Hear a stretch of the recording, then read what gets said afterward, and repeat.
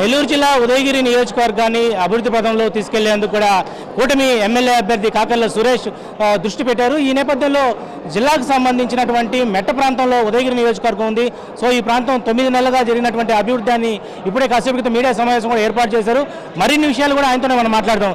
Sir, ముందుగా కూటమి ప్రభుత్వం వచ్చిన 9 నెలల అభివృద్ధి విషయాల గురించి కాసేపు క్రితం మీరు మాట్లాడారు. ఏంటి, ఎలా జరుగుతుంది అభివృద్ధి, ఎలా ఉండబోతుంది అనుకుంటున్నారు, చెప్పండి. మొట్టమొదటిగా గత 5 ఏళ్లుగా జగన్మోహన్ రెడ్డి గారి అడ్మినిస్ట్రేషను కంప్లీట్గా ఫెయిల్ అయింది. ఒక రకంగా చెప్పాలంటే నేను మొదట 1-2 నెలలు కొంత నాకు ఐడియా లేదు, కానీ తర్వాత స్లోగా అన్నీ అర్థం చేసుకున్న తర్వాత కంప్లీట్గా ప్రతి డిపార్ట్మెంట్ కూడా, ప్రతి వ్యవస్థ కూడా ఫెయిల్ అయింది. ఏ డిపార్ట్మెంట్కి ఉండాల్సిన డబ్బులు ఆ డిపార్ట్మెంట్లో ఉంచకుండా మొత్తం సైడ్ ట్రాక్ చేసి ఆడ మనీ అంతా కూడా వేరే దానికి వాడడంగానే ఏం చేశారనేది అర్థం అవ్వట్లేదు. బాబు గారి చేతికి ముఖ్యమంత్రి పదవి వచ్చే టైంకి ఆర్థిక సంక్షోభం. నాకు తెలిసి బాబు గారు కూడా ఇది ఎక్స్పెక్ట్ చేయలే. ఆయన 4వ ముఖ్యమంత్రి అయ్యారు. 4వ ముఖ్యమంత్రి అయిన తర్వాత ఇంత దారుణమైన గవర్నెన్స్, పాత గవర్నెన్స్ నా చేతికి వస్తుంది, నాకు ఇన్హెరిటెన్స్ ఇట్లా చేతికి వస్తుంది అనేది ఆయన కూడా ఎక్స్పెక్ట్ చేయలేదు. ఆయన లోతుగా పరిశీలన చేసే కొద్దీ ఎక్కువ కనపడతా ఉన్నాయి. ఒక రకమైన చాలా దారుణమైన ఆర్థిక సంక్షోభంలో నుంచి మనం ఆయన పెన్షన్ దగ్గర నుంచి మ్యాక్సిమం ట్రై చేస్తూ ఉన్నారు. ఏ కార్యక్రమం అయినా కూడా మనం ఇవ్వాలి అనే ఉద్దేశంతో పెన్షన్ ఇచ్చారు. అలాగే దీపం పథకం కానీ, అలాగే రేపు మే నెల నుంచి మన పిల్లలకి 15,000 ఆ పథకం కానీ మొత్తం అవి కూడా తీసుకురాబోతా ఉన్నారు. అన్ని పథకాలు కూడా ఒక్కోటి పెట్టాలనే ఉద్దేశంతో మన తెలుగుదేశం ప్రభుత్వం ముందుకెళ్తాం. అంటే ఎన్నికల ముందు మీరు అనేక హామీలు ఇచ్చారు, మీ మేనిఫెస్టోను కూడా ఏర్పాటు చేసుకున్నారు. సో కూటమి ప్రభుత్వం వచ్చిన తర్వాత మీరు ప్రతినిత్యం కూడా ఉదయగిరి నియోజకవర్గ అభివృద్ధి పథంలోకి తీసుకెళ్లే విధంగా ముందుకెళ్తున్నారు కదా. ఏమేమి జరుగుతున్నాయి, ఏ అభివృద్ధి కార్యక్రమాలు చేపట్టారు ఇప్పటి వరకు? ఒకటి, మన తెలుగుదేశం పార్టీ మేనిఫెస్టో కాకుండా లోకల్గా ఉదయగిరి నియోజకవర్గానికి నేను ఒక మేనిఫెస్టో చేసుకున్నాను. ప్రతిరోజు కూడా ఆ షీట్ నా దగ్గర ఉంటుంది. ప్రతిరోజు నేను నిద్రపోయే ముందు, బయటకెళ్ళబోయే ముందు ఒకసారి చూసుకుంటాను ఆ షీట్. వీటిలో ఏదైనా కనీసం మనం అచీవ్ చేసామా, కొద్దిగా వర్క్ ముందుకెళ్ళిందా అని. వాటిల్లో భాగంగానే ఈ సీసీ రోడ్లు అవ్వచ్చు, డ్రింకింగ్ వాటర్ సమస్య మీద నేను పదే చెప్పడం జరిగింది. లాస్ట్ టైం నేను క్యాంపెయిన్ చేసేటప్పుడు, ఎందుకంటే ఆ సమస్య తీవ్రంగా ఉన్నది. ఆ నెలల్లో ఏప్రిల్ మే నెలలో చాలా తీవ్రమైన సమస్య అది. దాన్ని అడ్రస్ చేసుకోవాలనే ఉద్దేశంతో మొదటి నుంచి కూడా లాస్ట్ అసెంబ్లీ సెషన్స్లో కూడా పవన్ కళ్యాణ్ కానీ రిక్వెస్ట్ చేయడం జరిగింది. ఈ ఎన్టీఆర్ సృజల పథకం పెట్టినారు సార్ ఇక్కడ 2014-19లో, అది ముందుకు తీసుకెళ్ళలేదు. ఆ పథకం కానీ ముందుకు తీసుకెళ్తే దగ్గర మనం 15,000 కుటుంబాలకి నీళ్ళు ఇచ్చిన వాళ్ళు అవుతామని చెప్పి వారికి చెప్పడం జరిగింది. ఆ విధంగా పుష్ చేస్తూ ఉన్నాం. ఎలాగైనా సరే మే నెలలకి పోయిన సంవత్సరం ఏదైతే అవస్థ పడ్డారో ప్రజలు, అది అవస్థల నుంచి పడకుండా ఈ మే నెలలో బ్యాకప్ ప్లాన్ పెట్టుకొని ముందుకెళ్తా ఉన్నాము. దాదాపుగా 22 వాటర్ ప్లాంట్లు, ఇంకొక 40 వాటర్ ప్లాంట్ కూడా ప్లానింగ్ నడుస్తూ ఉంది. అవి అయితే ఏప్రిల్ ఎండ్కి కానీ వాటర్ ప్లాంట్లు వస్తే కనీసం మంచినీళ్ళన్నా కొంతవరకన్నా ఆ గ్రౌండ్ వాటర్లన్నా తీసుకొచ్చేదానికి అవకాశం ఉంది. లేని పక్షంలో వాటర్ ట్యాంక్స్ పెట్టైనా సరే ఈ నీటి సమస్యని లేకుండా చేస్తాం. నేను డెఫినెట్గా దానికి ప్లానింగ్ ఉంది మాకు. నెక్స్ట్ ఇయర్కి దీన్ని కొంత ఇంప్రూవ్ చేయాల్సిన అవసరం ఉంది. పర్మనెంట్ సోర్స్ నుంచి నీళ్లు తీసుకొచ్చేదానికి ముందుకు వెళ్లాల్సిన అవసరం ఉంది. అంటే ఇక్కడ ప్రాజెక్టుల విషయం గురించి మాట్లాడుకుందాం. వెలుగొండ ప్రాజెక్ట్ అట్లాగే నిరుపయోగంగా ఉంది. అదేవిధంగా ఉదయగిరి నియోజకవర్గానికి వచ్చేటువంటి ఇటు ప్రకాశం జిల్లా నుంచి వచ్చేటువంటి అనేక ప్రాంతాల నుంచి వాటర్ కూడా ఇంకా పూర్తిగా రాలేదు. వాటి మీద ఎలాంటి దృష్టి పెట్టబోతున్నారు? ఒకటి, మీకు తెలిసిందే, గత 5 సంవత్సరాల్లో ఇరిగేషన్కి ₹1 కూడా ఖర్చు పెట్టలేదు. మన ఉదయగిరి నియోజకవర్గం వరకు చూసుకుంటే ₹1 కూడా ఖర్చు పెట్టిన సందర్భం లేదు. సోమశిల ఉత్తర కాలువ ఎక్స్పాన్షన్ అవ్వచ్చు, అలాగే సోమశిల హై కెనాల్ ప్రాజెక్ట్ అవ్వచ్చు, అలాగే వెలుగొండ ప్రాజెక్ట్ అవ్వచ్చు. ఈ 3 ప్రాజెక్టులు కంప్లీట్ అయితే తప్పితే ఉదయగిరి మిగతా 6 మండలాలకి నీళ్లు వచ్చే పరిస్థితి లేదు. అవి కంప్లీట్ అవ్వాలి.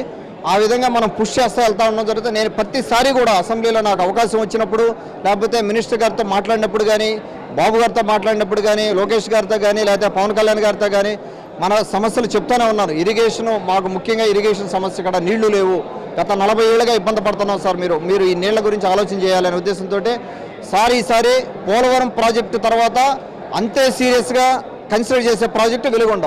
మీరు అబ్జర్వ్ చేస్తుంటారు సార్ మాట్లాడేటప్పుడు కూడా, బయట కూడా పోలవరం తర్వాత వెలుగొండ గురించి ఎక్కువ మాట్లాడుతున్నారు.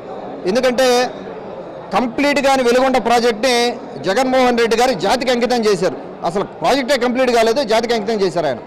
సో అది ఒకటి అందరూ కూడా గమనించాలి. రాష్ట్ర ప్రజలందరూ కూడా, మన నియోజకవర్గ ప్రజలు కూడా గమనించాలి. గత 5 ఏళ్లలో ఏం జరిగింది, 9 నెలల్లో ఏం జరిగింది, ఏం డెవలప్మెంట్ అయింది అనేది. ఆ విధంగా ముందుకు పోతా ఉన్నాం. నెల్లూరు జిల్లాలో వెనకబడిన ప్రాంతం ఉదయగిరి నియోజకవర్గం, దాదాపు 8 మండలాలతో ఉన్నటువంటి ఈ ఉదయగిరి నియోజకవర్గం. అయితే ప్రస్తుతం ఈ నియోజకవర్గానికి సంబంధించినటువంటి రెవెన్యూ డివిజన్ ప్రతిపాదన ప్రస్తుతం మీరు పెట్టినట్టుగా తెలుస్తూ ఉంది. రెవెన్యూ మంత్రి గారు కూడా నిన్న మాట్లాడడం ఏంటి, ఎలా ఉండబోతుంది, ఒకవేళ రెవెన్యూ డివిజన్ అయితే ఎలాంటి సదుపాయాలు ఉండబోతున్నాయంటారు? ఏ లేదు, రెవెన్యూ డివిజన్ అయితే ఈజీ ఆఫ్ అడ్మినిస్ట్రేషన్ అంతే. ఆ అడ్మినిస్ట్రేషన్ గురించి ఇప్పుడు మనకి ఏదైనా సమస్యలు ఉన్నా కూడా 8 మండలాల్లో ఎంఆర్ఓ లెవెల్లో సమస్యలన్నీ పరిష్కారం కావటం లేదు. రెవెన్యూ సమస్యలు నేను చూసే చాలాసార్లు ఎంఆర్ ఆఫీసులో నేను కూడా సర్ప్రైజింగ్గా వెళ్ళి కూర్చోవడం జరిగింది. కొన్ని పెద్ద సమస్యలు పరిష్కారం అవ్వటం లేదు. అదే ఆర్డీఓ గారు కానీ మన ఉదయగిరి కానీ ఉంటే, ఉదయగిరి హెడ్ క్వార్టర్స్లో కానీ ఆర్డీఓ గారు కానీ ఉంటే ఇంకో కొన్ని సమస్యలు పరిష్కారం అవకాశం ఉంది. అంటే మీరు సిస్టమ్స్ చూసుకుంటే కొన్ని రెవెన్యూ సిస్టమ్స్ ఎంఆర్ఓకి యాక్సెస్ ఉంటుంది, కొన్ని రెవెన్యూ సిస్టమ్స్ ఆర్డీఓకి యాక్సెస్ ఉంటుంది, కొన్ని జాయింట్ కలెక్టర్కి ఉంటుంది. సో ఇక్కడ పరిష్కారం కానీ ఇమీడియట్గా మనం ఆర్డీఓ గారి దగ్గరికి వెళ్ళి చేయించుకోవచ్చు. సో ఆ పరిపాలనా సౌలభ్యం కోసం, ఈజీ ఆఫ్ అడ్మినిస్ట్రేషన్ కోసం మనం చేయాల్సిన పరిస్థితి ఉంది. ప్లస్ వాళ్ళు కూడా ఏమైపోతుందంటే ఆర్డీఓలు కూడా 3 ఆర్డీఓలు ఉన్నందువల్ల వాళ్ళ ప్రైమరీ ఫోకస్ వాళ్ళ కాన్స్టిట్యున్సీలో ఉంటుంది, కానీ ఆ 4 మండలాల ఫోకస్ మన మీద ఉండటం లేదు. సో మనం ఎన్నిసార్లు దాన్ని అబ్జర్వ్ చేసినా కూడా ఇక్కడ సరైన సదస్సులు పెట్టలేదు, అవగాహన సదస్సులు లేవు. ఒక రకంగా ఏమైపోయిందంటే నేను వచ్చిన కొత్తలో చూశాను, అసలు ఇక్కడ గవర్నెన్స్ ఉందా లేదా అనే పరిస్థితి. అంటే ఒక గవర్నెన్స్ ఉంది అని మనం చెప్పాల్సిన పరిస్థితిలో మనం ఉన్నాం ఈ రోజున. అందుకని చెప్పి నేను ప్రత్యేకంగా గమనించి దాన్ని స్టార్టింగే అడగడం జరిగింది. అనగానే సత్యప్రసాద్ గారిని, సార్ మాకు ఫస్ట్ మీరు రెవెన్యూ డివిజన్ ఒకటి చేయాల్సిన అవసరం ఉందని చెప్పి ఆయన దృష్టి పెట్టున్నారు. డెఫినెట్గా అవద్దని నమ్మకం నాకుంది. అంటే ప్రస్తుతం జిల్లాలో ఎన్ఆర్ఐ క్యాండిడేటు, తొలిసారి ఎమ్మెల్యే అయినటువంటి కాకర్ల సురేష్ సౌమ్యుడు, పెద్దగా రాజకీయం గురించి అవగాహన లేదు. ఈ నేపథ్యంలోనే మీ చుట్టుపక్కల ఉన్నటువంటి కొంతమంది తెలుగు తమ్ముళ్ళు కూడా కొంచెం మనస్పర్ధలు ఉన్నట్టుగా తెలుస్తూ ఉంది. అందుకే కొన్ని అభియోగాలు కూడా వస్తూ ఉన్నాయి.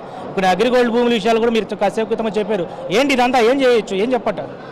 ఒకటి, మనం ఎలక్షన్లో టికెట్ వచ్చాక నాకు కొంతమందికి ఏంటంటే సురేష్ ఎలక్షన్ చేయగలడా, సురేష్ ఎలక్షన్ చేయలేడేమో, కొన్ని పుకార్లు, ఇది ముందుకు పోద్దే, అసలు మనం గెలుస్తామా లేదా, ఈ రకమైన అపోహలన్నీ ఉండేవి. అపోహలు కొంతమంది సృష్టించారు, కొంతమంది ఉండేటట్టు చేశారు.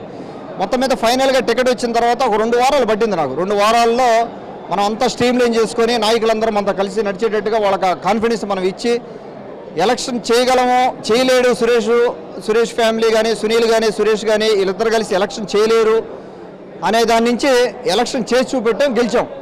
రకరకాల పోట్లు మనకు రకరకాల దాంట్లోంచి బయటకు వచ్చాము. తెలుగుదేశం పార్టీ తరఫున ఉదయగిరి కోట మీద తెలుగుదేశం పార్టీ జెండా ఎగరేసిన తర్వాత అప్పుడు అర్థమైపోయింది అందరికీ, తెలుగుదేశం పార్టీ కార్యకర్తలు కూడా, సురేష్ కానీ, సునీల్ కానీ, వాళ్ళ కుటుంబం కానీ వాళ్ళు ఏం చేయడానికి వచ్చారు ఇక్కడికి, వాళ్ళు ఏం ఆశించి ఇక్కడికి రాలేదు. అందుకనే ప్రజలు ఆదరించారు, స్వచ్ఛంగా ఉన్నారు కాబట్టి ప్రజలు ఆదరించారు. ఈరోజు కూడా మాకు ₹1 సంపాదించుకోవాల్సిన అవసరం ఇక్కడ లేదు. కాకపోతే తెలుగుదేశం పార్టీ కార్యకర్తలు కానీ, నాయకులు కానీ అందరూ హ్యాపీగా ఉండాలి. వాళ్ళు 4 పనులు చేసుకోవాలి. ఏదైనా అవకాశం దొరికితే, మన గవర్నమెంట్ ఉంది కాబట్టి అవకాశం దొరికితే 4 పనులు చేసుకొని వాళ్ళు ఫైనాన్షియల్గా డెవలప్ అవ్వాలన్న ఉద్దేశం తప్పితే మాకు ₹1 ఇంటి గడప తగ్గదని మా తమ్ముడు కూడా చాలాసార్లు చెప్పడం జరిగింది. సో ఆ విధంగా మేము ముందుకు పోతా ఉన్నాం. ఒక రకంగానే డబ్బే సంపాదించుకోవాలనే ఉద్దేశం ఉండుంటే నాకు అసలు ఇక్కడ ఏం పని, అమెరికాలో మాకు లేనిది లేదు, అన్నీ చూశాను నేను, తమ్ముడు కానీ నేను కానీ మేము అన్నీ చూసాం, మా ఫ్యామిలీ అంతా అన్నీ చూసాం. మాకు యాక్చువల్గా లాస్, ఇది బిజినెస్ లాస్. అక్కడ ఉన్న బిజినెస్ ఇద్దరం కలిసి పని చేసుకుంటే అది వేరు. ఇప్పుడు తమ్ముడు ఒకడే ఉన్నాడు ఆడ, సో నేను ఎక్కడ ఆఫ్లైన్ ఏదో చేస్తూ ఉంటాం. సో వీటన్నిటి వల్ల మాకు నష్టమే కానీ వచ్చిన లాభం లేదు. అంటే మనం సెటిల్ అయ్యాము, మనకు 3 పూట్ల మనకు కడుపు నిండుతూ ఉంది, మనం కొంత ఆదరించాలనే ఉద్దేశంతో వచ్చిన వాళ్ళని తప్పితే మాకు ఎటువంటి ఇది లేదు ఇక్కడ. సో ఇవన్నీ సహజంగానే మీరు చెప్పింది అగ్రిగోల్డ్ భూములు కానీ దాని గురించి ఎక్స్ప్లెయిన్ చేయడం జరిగింది.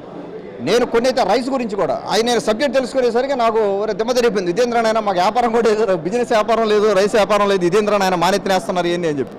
సో అవన్నీ ఒకసారి ఆలోచించి అగ్రిగోల్డ్ వాళ్ళతో కూడా నేను కావాలంటే వాళ్ళతో కూర్చొని మాట్లాడడానికి నాకు ఇబ్బంది ఏం లేదు. వాళ్ళు ఏంటంటే ఇది గత 5 సంవత్సరాలుగా వైసీపీ వాళ్ళు దోచుకున్నారు. నాకు వచ్చిన ఇన్ఫర్మేషన్ అది. గత 5 సంవత్సరాలుగా కూడా వాళ్ళు కొట్టుకున్నారు, మొత్తం అంతా దోచుకుని పోయారు, మొత్తం ఎక్కడ ఉన్నది అక్కడంతా. నేనేమంటానంటే ఈ 5 ఇప్పుడు రాబోయే రోజుల్లో కూడా ఎవరైతే అగ్రిగోల్డ్ ఉన్నారో, ఎవరైతే కన్సర్న్ డిపార్ట్మెంట్ ఉందో, ఆ కోర్టు ఇష్యూస్ కానీ ఏమైనా లేకపోతే వాళ్ళు వచ్చి కూర్చొని మాట్లాడుకొని, మన నాయకులు అందరూ ఉన్నారు, మండల నాయకులు ఉన్నారు, అందరితో కలిసి కూర్చొని మాట్లాడుకొని హ్యాపీగా ఆక్షనో లేకపోతే దానికి ఒక ప్రాసెస్ పెట్టుకొని అగ్రిగోల్డ్ చెట్లన్నీ కూడా చేసుకుంటే వాళ్ళకి ₹4 వస్తాయి. మన ఉదయగిరి నియోజకవర్గంలో ఇది జరుగుతుంది కాబట్టి మాకు కూడా ఒక పావులు వేయండి అని అడుగుతున్నాను నేను.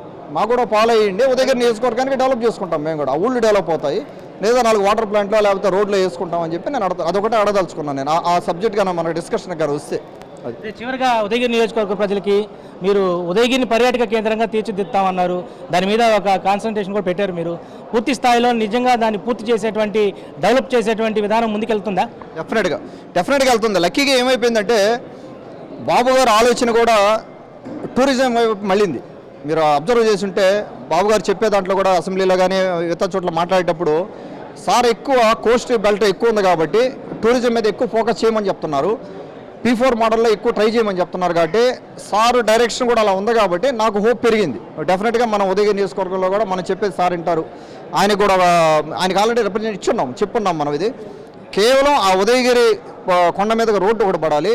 సోదరుడు చెప్పినట్టుగా గండిపాళెం ఒకటి అవకాశం ఉంది మనకు. సిద్ధేశ్వరం టెంపుల్ ఒకటి, ఒక టూరిజం ప్యాకేజీ అంటే ఉదయగిరి నియోజకవర్గానికి ఎవరైనా టూరిస్ట్ ఎవరైనా వస్తే ఒక ప్యాకేజీ లాగా చేసి ఇదిగో ఇవన్నీ మీరు చేయొచ్చు, పిల్లలకి చూపెట్టచ్చు, మీరు మన పురాతన చరిత్ర గురించి చెప్పొచ్చు, పాడుపడిపోయిన వ్యవస్థల గురించి చెప్పచ్చు, ఎన్ని గుడుల గురించి మాట్లాడచ్చు అనేది ఉదయగిరికి చాలా చేయొచ్చు మనం గానా చేస్తే.